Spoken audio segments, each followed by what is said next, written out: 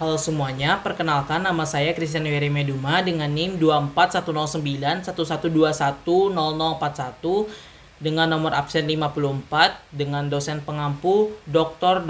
Oski Iliandri, Magister Kesehatan. Pada kesempatan kali ini saya akan menjelaskan terkait anatomi dan anatomi klinis sistem kardiorespirasi. Kita langsung aja masuk ke bagian respirasi terlebih dahulu. Nah, respirasi ini terbagi menjadi dua, yaitu upper respiratory group dan lower respiratory group. Nah, di sini upper respiratory itu bagian dari hidung sampai sampai faring. Sedangkan lower itu dari laring hingga ke pulmo. Kita masuk saja langsung ke nasus atau ke hidung ya. Di sini adalah tampak anterolateral dari hidung. Nah, di sini kita bisa lihat beberapa struktur, yaitu ada os nasalis, bagian yang ini. Ini adalah tulang yang membentuk hidung. Nah, lalu ada cartilago septinasi, yaitu tulang rawan. Lalu ada cartilago alaris major yang terbagi menjadi dua, yaitu crus lateral dan crus medial. Di sini.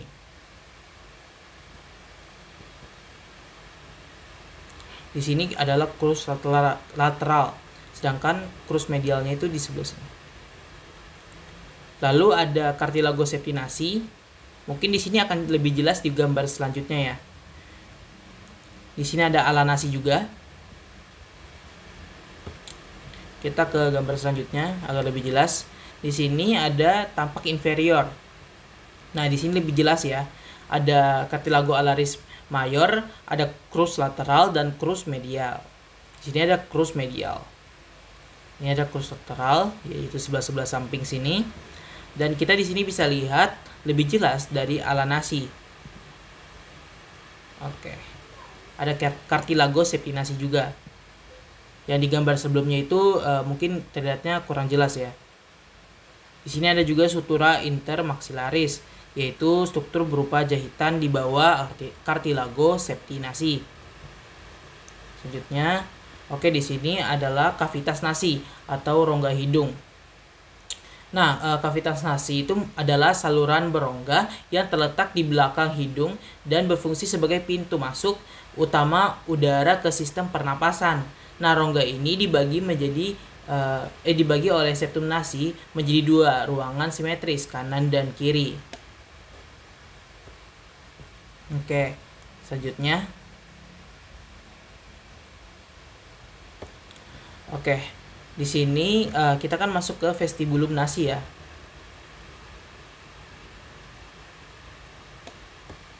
Nah, di sini kita masuk ke vestibulum nasi. Lalu kita bisa melihat beberapa struktur di sini.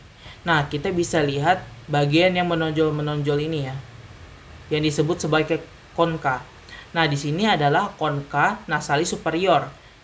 Di bawahnya ada concha nasalis media yang sebelah sini. Lalu di bawahnya lagi ada concha nasalis inferior. Nah, di antara concha ini ada suatu ruangan atau suatu celah gitulah. Nah, di sini antara concha nasalis superior dan concha nasalis media ada suatu celah yang disebut sebagai meatus nasi superior yang sebelah sini. Lalu di antara concha nasalis media dan concha nasalis inferior ada suatu celah juga yang disebut sebagai meatus nasi medius.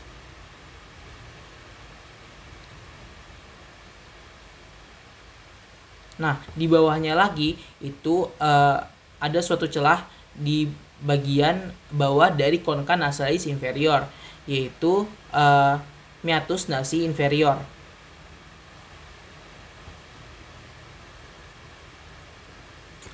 Oke, di sini kita bisa melihat dari struktur faring.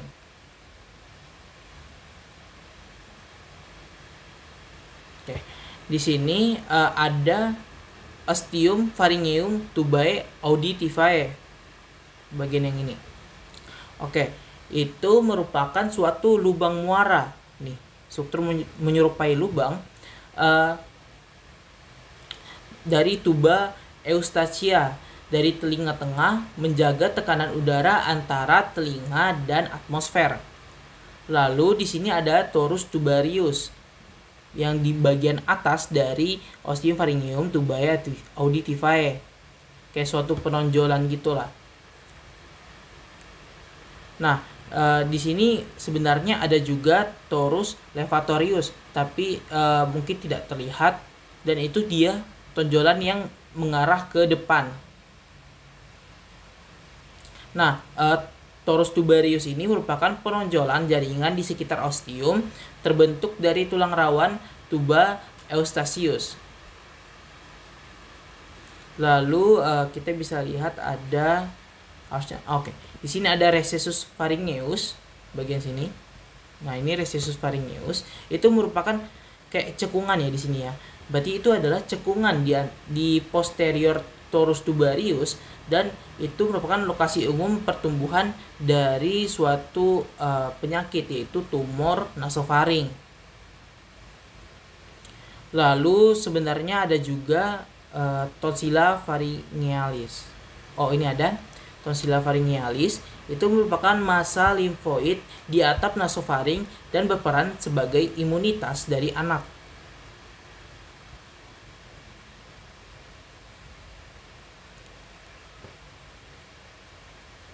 Oke. Di sini adalah bagian yang lebih jelasnya lagi dari faring ya. Ada concha nasalis media yang tadi kita bisa lihat di gambar sebelumnya, yaitu ada meatus nasi medius yaitu celah, dan ada concha nasalis inferior, dan ada celah juga di bawahnya yaitu meatus nasi inferior. Oke, di sini kita bisa lihat juga ada septum nasi di sini ya. Lalu struktur kedua dari faring itu kita bisa sebut sebagai orofaring. Nah, orofaring itu terletak di belakang rongga mulut dan di bawah palatum mole sampai ke ujung atas dari epiglotis. Nah, fungsinya itu jalur bersama udara dan makanan. Nah, struktur penting dari orofaring itu ada isthmus faucium, itu merupakan pembukaan antara kavitas oris dan orofaring. Lalu ada tonsilla palatina, itu kalau kita orang Indonesia bilangnya itu amandel. Nah, itu terletak di antara arcus palatoglossus dan palatopharyngeus, bagian dari sisi limfoid Waldeyer. Lalu ada arcus palatoglossus dan palatopharyngeus. Nah, itu merupakan lipatan mukosa otot di sisi lateral faring. Lalu bagian terakhir dari faring itu merupakan laryngofaring. Nah, laryngofaring itu terletak dari ujung atas epiglotis hingga ke bawah batas bawah cartilago cricoidea. Nah, itu merupakan setinggi vertebra cervicalis ke-6. Nah, di situ kita bisa lihat strukturnya kayak yang ini. Ada epiglotis. Nah, ini epiglotis. Nah, epiglotis itu melengkung ke atas dari laring dan menutup laring saat menelan. Lalu ada aditus laringes. Mungkin di sini tidak terlihat ya, tidak ada penunjukannya. Nah, aditus laringes itu merupakan pembukaan ke faring. Ini ada aditus laringes. Ini pembukaan ke arah laring. Lalu ada recessus piriformis. Nah, recessus piriformis merupakan celah di sisi aditus laringis dan merupakan tempat umum tersangkutnya benda asing yang masuk ke saluran pernafasan. Lalu ada tonsilla lingualis. Nah, tonsilla lingualis itu merupakan jaringan limfoid di dasar lidah.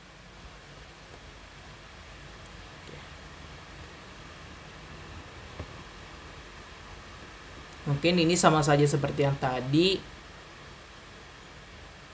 Kita bisa lihat ada tonsilla lingualis, ada plica vocalis, tapi lebih jelasnya pada gambar ini ya. Oke, di sini kita akan menjelaskan dari plica vocalis dan plica vestibularis. Nah, plika vokalis itu merupakan yang bagian ini ya. Yang bagian ini merupakan plika vokalis. Nah, plika vokalis itu terletak di bawah plika vestibularis dan di dalam laring. Dan itu dibentuk dari ligamentum vokalis atau ligamentum elastis dan musculus vokalis, bagian dari otot thyroarterionoid. Nah, fungsi dari plika vokalis ini apa sih?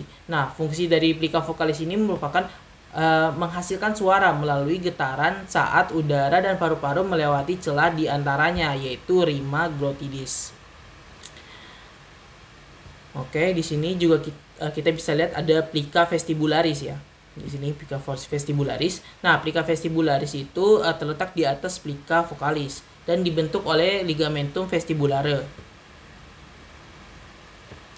Nah, fungsi dari plika vestibularis yang ini itu sebenarnya berfungsi sebagai pelindung dari plika vokalis dan aditus laringis dan membantu menutup laring saat menelan atau saat batuk atau saat batuk lah.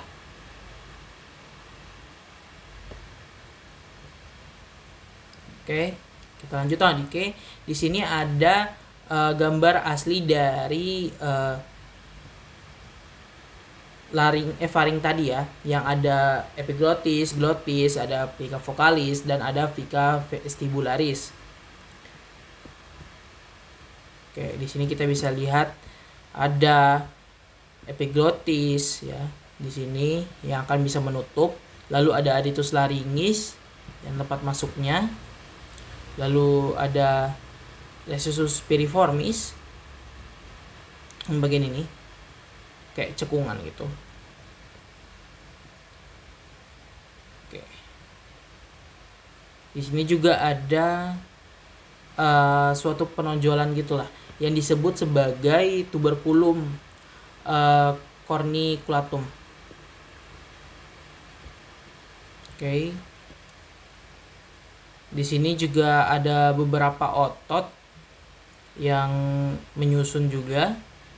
Ada otot musculus stylopharyngeus, ada musculus styloideus, ada musculus constrictor pharyngis superior, dan ada musculi arytenoidei.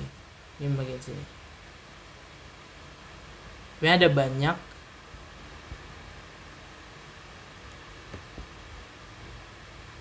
Oke, di sini juga ada musculus palatopharyngeus yang sini.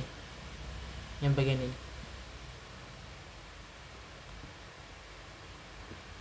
Oke, lanjut ke bagian laring.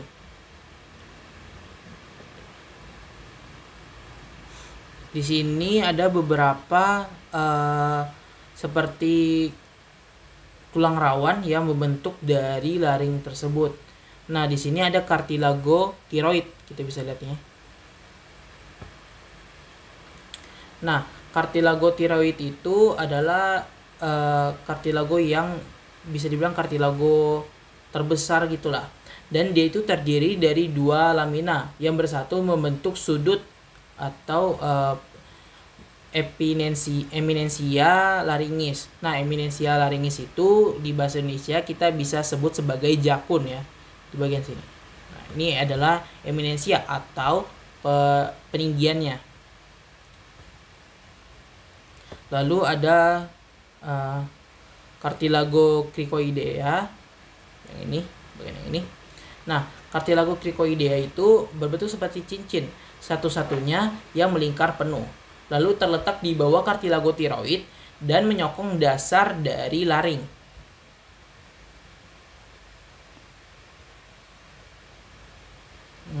Oke. Lalu ada cartilago arytenoid bagian yang ini. Oke, cartilago arytenoid itu berbentuk seperti piramida kecil ya. Kayak berbentuk ya mirip segitiga gitulah. Lalu dia itu tempat melekatnya pita suara atau vokalis dan otot intrinsik laring. Dan dia itu bergerak untuk membuka serta menutup glottis. Lalu ada beberapa kartilago juga di sini. Ada kartilago corniculate. Lalu ada di sini bisa kita lihat juga epiglottis. Ada kartilago trachealis juga yang mungkin akan kita jelaskan nanti. Oke, di sini bagian anteriornya yang sebelah sini dan bagian posteriornya yang ini. Mungkin sama saja ya seperti yang tadi. Oke, di sini kita akan masuk ke bagian trakea.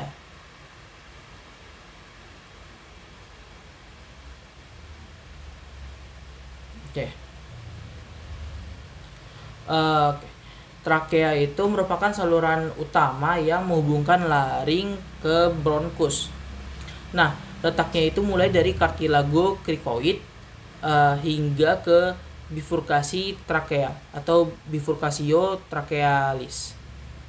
Dan itu merupakan setinggi vertebra torakal ke-4 sampai ke-5. Lalu fungsi dari trakea itu merupakan penyalur udara ke paru-paru. Mungkin untuk panjangnya sendiri itu sekitar 10 sampai 12 cm dan diameternya itu 2 cm. Nah, di sini ada seperti cincin gitulah. Cincin trakea.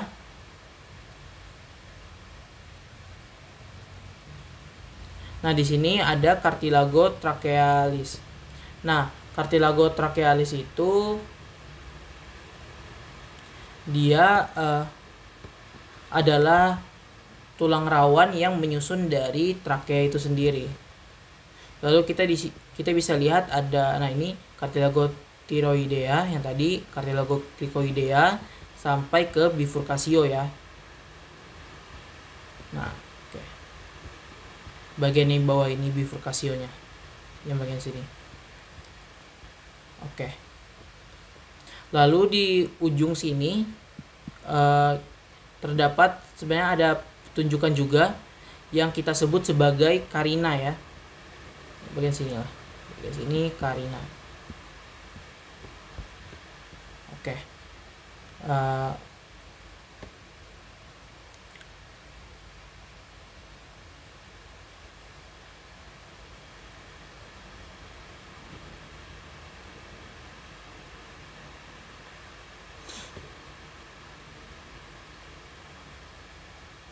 Oke, di sini kita masuk ke bagian bronkus. Bronkus itu setelah dari trakea akan ada percabangan yang disebut sebagai bronkus. Nah, di sini adalah bronkus principalis atau bronkus utama, terbagi menjadi dua, sinister dan dexter. Untuk bronkus utama ini memasuki paru-paru melalui hilus pulmonalis dan masing-masing bercabang menjadi bronkus lobaris. Nah, bronkus lobaris itu di paru-paru kanan ada 3 ya. Ada 3. Ada bronkus lobaris superior, ada bronkus medius, lobaris medius, sama ada bronkus lobaris inferior. Nah, ini ada 3 ya. Ada 1, 2, 3. Sedangkan di paru-paru kiri itu ada dua saja, yaitu bronkus lobaris superior dan bronkus lobaris inferior. Lalu di sini ada bronkus setelah dari bronkus lobaris itu adalah bronkus segmentalis atau bronkus tersier. Nah, itu dibagi menjadi segmen bronchopulmonalis. Ada 10 di kanan dan ada 8 sampai 10 itu di kiri. Nah, bronkus segmentalis ini mensuplai segmen secara spesifik. Nah, mungkin setelah dari bronkus segmentalis itu ada jenis bronchiolus lain, yaitu bronchiolus terminalis dan bronchiolus respiratorius. Nah, bronchiolus terminalis itu merupakan cabang terakhir dari bronkus konduktif yang tidak terjadi pertukaran gas dan dindingnya itu lebih tipis dan tidak memiliki kelenjar atau tulang rawan. dan dilapisi oleh epitel kuboid bersilia. Lalu ada bronchiolus respiratorius, itu merupakan transisi antara saluran konduktif dan respiratori. Oke, di sini ada bagian pulmo atau paru-paru. Di paru-paru kanan ada 3 lobus. Mana ya? Oke. Di sini ada 3 lobus, yaitu superior, medius, sama inferior. Nah, di sini ada fisura yang membatasi antara lobus. Nah, antara lobus superior dan lobus medius itu ada fisura horizontalis, dan di antara lobus medius dan lobus inferior itu ada fisura obliqua. Lalu kita ke bagian yang sinister atau bagian kiri. Itu ada 2 lobus, superior dan inferior. Dan dibatasi oleh fisura obliqua. Jadi nggak ada fisura yang lain. Fisura horizontalis. Oke, di sini ada hilum, ada apexnya, dan ada basisnya yang di bawah. Di sini ada pleura. Pleura itu ada 2, pleura parietalis sama pleura visceralis. Nah, pleura parietalis itu adalah lapisan luar, dan pleura visceralis itu yang benar-benar menempel sama si paru-paru tadi. Lalu di antara itu ada namanya cavitas pleura yang mengandung cairan pleura. Lalu ada anatomi klinis di sini. Yang pertama ada epiktasis atau mimisan, yaitu pendarahan dari hidung yang dapat disebabkan oleh berbagai faktor seperti trauma, infeksi, udara kering, atau gangguan pembekuan darah. Pendarahan ini biasanya berasal dari plexus Kieselbach yang di bagian depan hidung dan seringkali tidak berbahaya, meskipun pada kasus tertentu bisa cukup serius dan memerlukan penanganan medis. Selanjutnya itu ada rhinosinusitis, yaitu peradangan pada rongga hidung dan sinus paranasal yang umumnya disebabkan oleh infeksi, virus, bakteri, atau alergi. Gejala khas meliputi hidung tersumbat, nyeri wajah, keluarnya lendir kental dari hidung, dan berkurangnya indera penciuman. Nah, rhinosinusitis itu bisa bersifat akut atau kronis tergantung pada durasi dan keparahan gejalanya. Yang terakhir ada adenoiditis.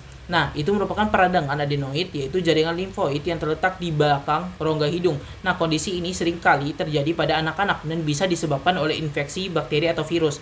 Nah, gejala adenoiditis ini meliputi napas melalui mulut, hidung tersumbat, suara sengau, dan gangguan tidur seperti mendengkur atau sleep apnea. Nah, jika kronis atau sering kambuh, pengangkatan adenoid ini mungkin diperlukan. Lalu kita masuk ke bagian selanjutnya, yaitu kardiovaskular. Oke, yang kita tahu jantung ini terbagi menjadi 2 bagian, yaitu atrium dan ventricle. Ada ventricle kanan, ada ventricle kiri, ada atrium kanan, ada atrium kiri. Oke, kita masuk ke sini dulu. Ada tunjukan-tunjukannya.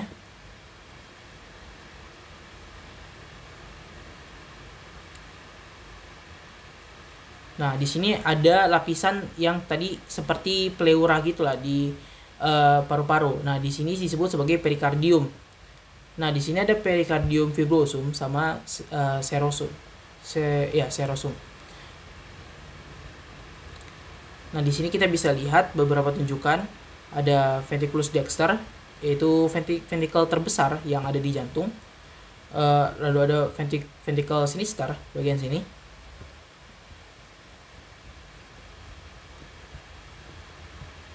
Ada truncus pulmonalis juga. Dan ada apex cordis bagian sini, apex cordis. Lalu ada auricula sinistra, ada conus arteriosus, ada auricula dexter, ada atrium dextrum, dan lain-lain. Oke. Di sini juga ada beberapa tunjukan, seperti ada atrium dextrum bagian sini. di bagian posterior ya, atau bagian belakang dari jantung.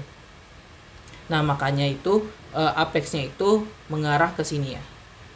Jadi kan kalau tampak anterior tadi dia mengarahnya itu ke sini ya. Sedangkan kalau tampak posteriornya dia mengarah ke sini. Lalu ada vena obliqua atrii sinistri atau bisa kita sebut sebagai Marshall ya. Ini bahasa klinisnya. Lalu ada auricula sinistra, ada arteri pulmonalis sinistra, ada arteri pulmonalis dexter, ada vena cava superior, ada vena cava inferior, ada ventriculus dexter, dan ada arbus aorta. Oke, ini sama saja. Di sini ada sinus coronarius, bagian sini, bagian pelebaran. Oke, kita lanjut.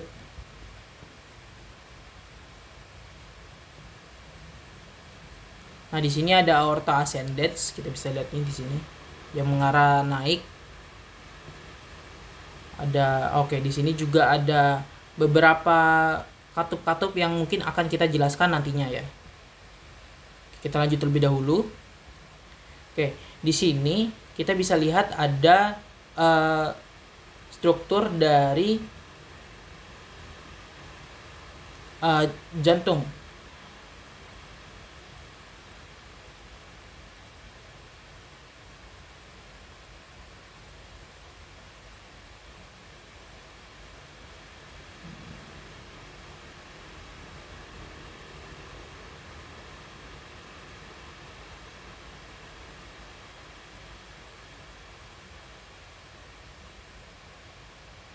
Oke, di sini ada truncus pulmonalis ya. Bagian yang ini adalah truncus pulmonalis.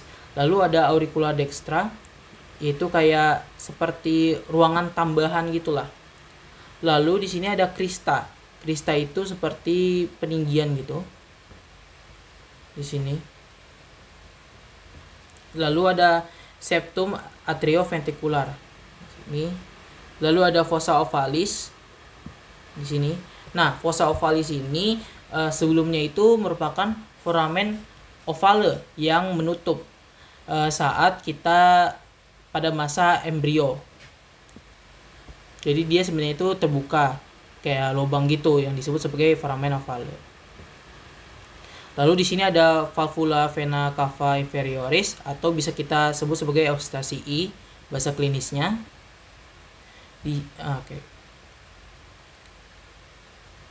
Oke, di sini ada bagian kasar ya. Ini bagian kasar nih. Bagian kasar itu kita sebut sebagai musculi pectinati. Nah, di sini ada bagian dari katup jantung.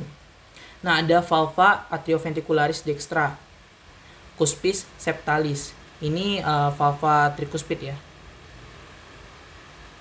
Tapi bagian dari septalis atau cuspis septalis. Nanti kita akan jelaskan lagi. Oke. Selanjutnya, oke, di sini kita bisa lihat ada bagian dari katup jantung, yaitu valva atrioventricularis dextra, valva tricuspidalis. Di sini ada 3 cuspisnya. Ada cuspis anterior, ada cuspis septalis, ada cuspis posterior. Nah, dari sini akan ada suatu struktur seperti tali gitulah. Seperti tali yang disebut sebagai chorda tendinea. Nah, chorda tendinea ini akan sampai di mana sih? Nah, itu akan melekat pada suatu otot yang disebut sebagai musculus papillaris. Nah, di sini ada juga struktur kasar. Kita bisa lihat ini ada struktur kasar yang disebut sebagai trabecula carnae. Lalu di sini ada struktur juga, namun dia halus, yaitu conus arteriosus. Yang ini kasar, yaitu trabecula carnae, ini halus, yaitu conus arteriosus. Lalu di sini ada valva trunci pulmonalis, yaitu katup semilunaris pada jantung. Ada valvula semilunaris anterior, ini ada dextra dan ada sinistra. Selanjutnya, Oke, di sini lebih jelasnya terkait dari katup-katup jantung ya. Oke. Di sini ada katup trunki pulmonalis yang tadi kita sudah sebut. Ada valvula seminolis anterior, ada valvula seminolis dextra, ada valvula seminolis sinister. Nah, oke. Di sini ada katup semilunaris lain, yaitu valva aorta. Nah, valva aorta ini ada 3 juga. Ada valvula seminularis dextra, ada valvula seminularis sinistra, ada valvula seminularis posterior. Lalu di bawahnya itu ada 2 katup lagi, yaitu katup atrioventricularis. Di sini. Nah, di sini bedanya itu, kalau yang tadi itu pakai valvula, di sini pakai namanya cuspis. Kita ke sini dulu. Yang ada 2 cuspisnya, yaitu valva atrioventricularis sinistra, valva mitralis. Nah, ini ada cuspis anterior sama cuspis posterior. Ini cuspis anterior, ini cuspis posterior. Lalu di sini ada valva tricuspidalis, ada valva tricuspid atau katup tricuspid. Nah, ini bagian dari katup AV juga ya, atrioventricularis. Ada 3 cuspisnya, yaitu cuspis anterior, ada cuspis septalis, sama cuspis posterior. Nah, cuspis septalis ini yang dekat dengan katup mitralis atau bicuspid. Oke, di sini ada area auskultasi pada jantung, yaitu di sini pada katup pulmonalis itu kita bisa lihat pada ICS 2 parasternal sinister. Pada katup aorta itu kita bisa lihat pada ICS 2 parasternal dexter. Lalu pada area katup tricuspid itu kita bisa dengar pada ICS 5 parasternal sinister. Sedangkan pada katup mitral itu atau bicuspid itu kita bisa dengar pada ICS 5 midclavicularis sinister. Oke, di sini ada beberapa struktur. Nah, ini ada tonjolan ini. Nah, ini tonjolannya itu ada nama klinisnya, yaitu Arantius. Nah, ini merupakan nodulus valvulae semilunaris. Lalu ada, nah ini ada sinus aorta, seperti yang ini, bagian ini sinus aorta, kayak pelebaran gitulah. Nah, di sini ada juga nama klinisnya, yaitu valva. Sorry. Di sini ada muscularis papillaris, bisa kita lihat tadi yang ujung dari chorda tendinae. Nah, ini bagian di bawah dari nodulus valvulae semilunaris yang bagian sini ada namanya lunula valvulae semilunaris. Yang ini lunula, yang ini nodulus. Oke, selanjutnya. Oke, ini bagian dari chorda tendinae tadi yang sudah kita jelaskan juga. Ini ada musculus papillaris, ada chorda tendinae, ada ada katup dari tricuspid, ada 3 cuspisnya, ada posterior, anterior, sama septalis. Nah, kalau musculus papillaris posterior ini dipotong, bentukannya ini seperti ini ya, seperti yang sebelah sini. Oke, mungkin ini sama saja, tapi ini bagian dari yang katup mitralis. Nah, oke, sama saja.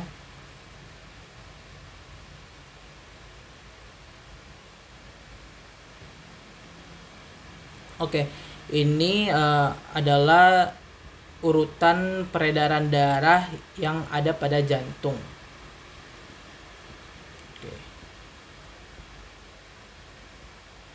Oke, di sini kita masuk ke bagian vaskularisasinya ya. Di sini ada arteri koronaria sinistra, bagian yang sini. Dan ada ramus circumflexus. Ini Ada ramus interventricularis anterior bagian sini, dan ada ramus marginalis yang merupakan cabang dari ramus circumflexus. Oke. Selanjutnya bagian yang sini, di sini ada ramus nodi sinuatrialis bagian yang sini. Lalu ada arteri coronaria dextra di bagian sini nih, yang lebih profundus, yang agak nggak terlalu kelihatan. Nah, ini lebih kelihatannya. Ini arteri coronaria dextra. Lalu ada ramus marginalis dexter yang ini. Lalu ada ramus interventricularis posterior yang ini. Lalu ada ramus posterolaterales yang ini, yang kecil ini. Di sini juga ada ramus nodi atrioventricularis. Oke, selanjutnya. Oke, di sini ada vena cardiaca magna yang ini. Yang besar ini, makanya disebut sebagai magna. Lalu ada vena interventricularis anterior yang merupakan cabangnya. Lalu ada sinus coronarius, yaitu vena besar. Lalu ada vena anteriores ventriculus dexter. Ada vena cardiaca parva yang ini. Ada vena marginalis dextra yang merupakan cabang dari vena cardiaca parva. Lalu ada vena cardiaca media juga. Selanjutnya ada vena cardiaca magna nih, yang lebih jelasnya lagi bagian sini. Ada sinus coronarius, lebih jelasnya juga bisa lihat di sini. Ada vena cardiaca media, yang tadi vena cardiaca parva sudah. Oke, di sini kita menjelaskan vaskularisasi pada anggota tubuh yang lain. Oke.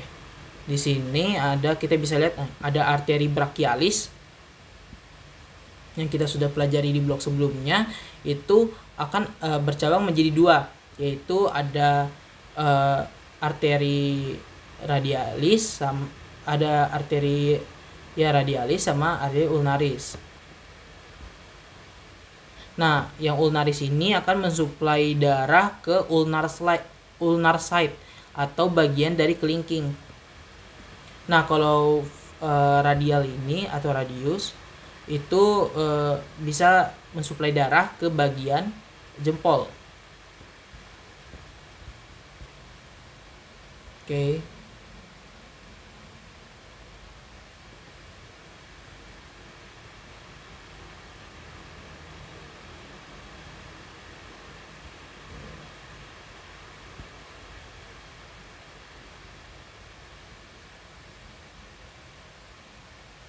Oke, selanjutnya.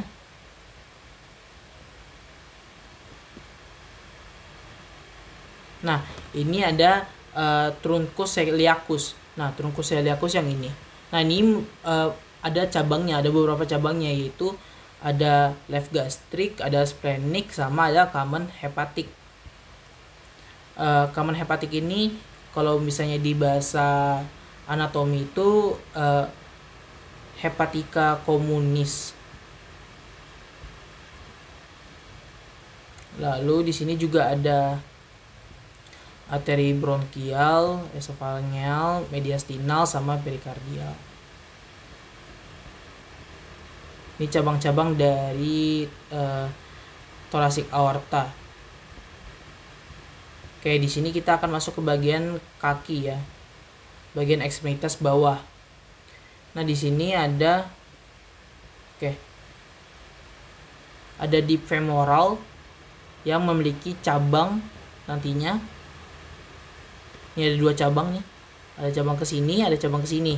Nah, cabang ke sini dulu itu adalah lateral femoral circumflex. Lalu ke sini ada bagian medial femoral circumflex. Nah, di sini arteri poplitea juga ini juga memiliki dua cabang, yaitu ada posterior tibia posterior sama tibia anterior.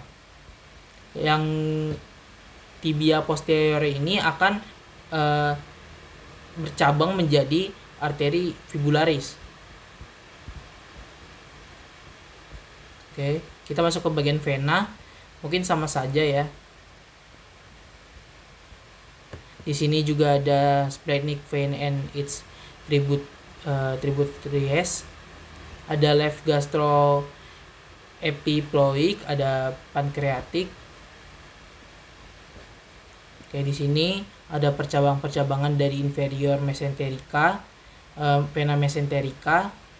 Ada ke sini left colic, ada ke sini juga inferior mesenterica. Oke, kita ke bagian kaki sekarang, ekstremitas bawah. Di sini ada arteri femoral, vena femoral. Bagian sini. Oke.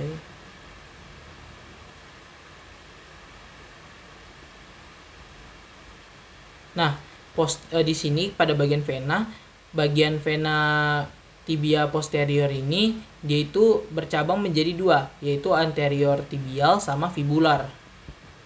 Jadi beda sama yang arteri tadi ya. Nah, ini arteri ini dia akan itu merupakan percabangan dari vena femoralis.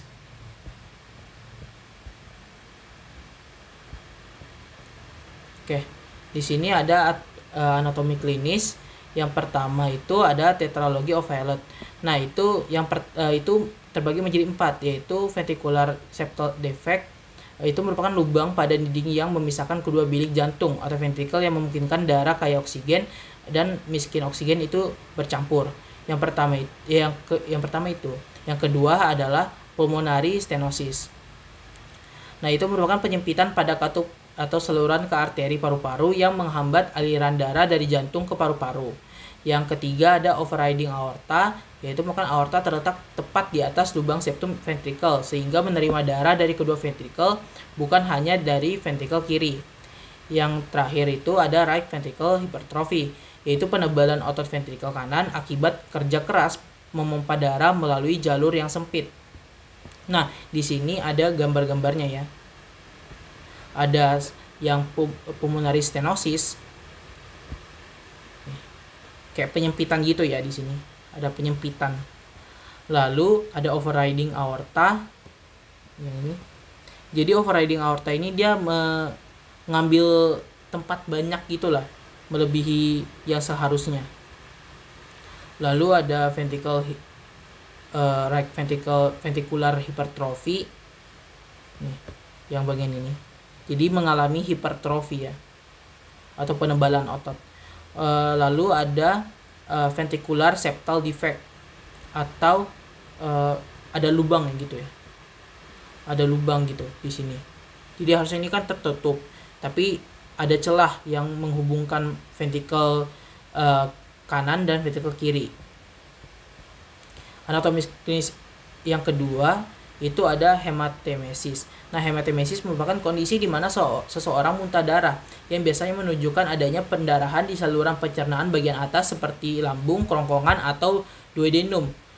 Darah ini dimuntahkan bisa tampak merah segar jika pendarahannya aktif dan dekat ke mulut, atau tampak gelap seperti bubuk kopi jika darah telah tercampur dengan asam lambung. Lalu yang terakhir itu ada left heart failure atau kegagalan jantung bagian kiri. Di sini adalah kondisi ketika ventricle kiri jantung tidak mampu memompa darah secara efisien ke seluruh tubuh. Akibatnya itu, darah dapat menumpuk di paru-paru, menyebabkan gejala seperti sesak nafas, batuk, dan kelelahan. Nah, gagal jantung kiri merupakan bentuk paling umum dari gagal jantung dan bisa berkembang menjadi gagal jantung kongestif jika tidak ditangani dengan baik. Mungkin ini saja penjelasan dari saya terkait anatomi dan anatomi klinis dari sistem kardiorespirasi. Jika ada kesalahan kata dari saya, mohon dimaafkan. Terima kasih.